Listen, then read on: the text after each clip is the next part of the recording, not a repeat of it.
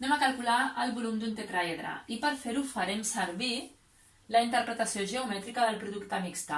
Recordeu que si jo faig el valor absolut del producte mixte, trobem el volum d'aquest paral·lelepípede.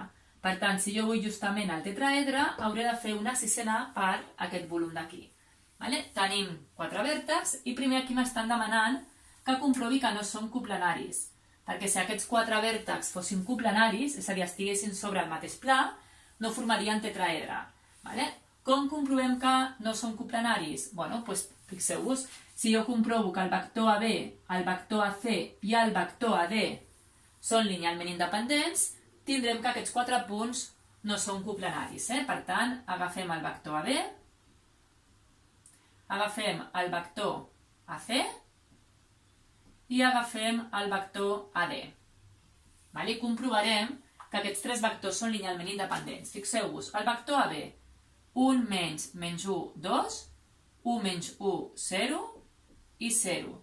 El vector AC, 0 menys 1, que és 1, 2 menys 1, 1 i 1 menys 0, 1.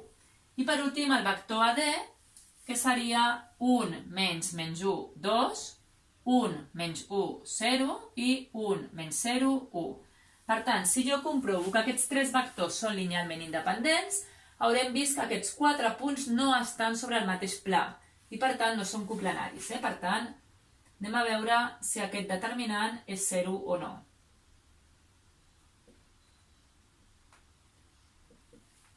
2, 0, 0, 0, 0, 0. Fixeu-vos que és diferent de 0.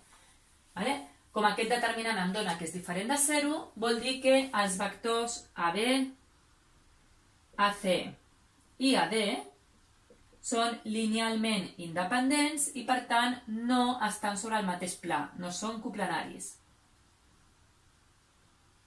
Per tant, ja tenim que aquests 4 punts formen un tetraedre. Quin seria el volum d'aquest tetraedre?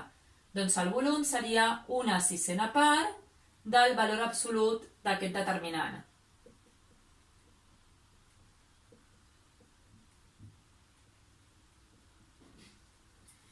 Fixeu-vos que això ja ho hem calculat, que em dona 2, i per tant serà una sisena part del valor absolut de 2, que és 2. Sempre es posa el valor absolut perquè tant el volum com les àrees, recordeu que sempre són números positius, i per tant quedaria 1/3 unitats cúbiques.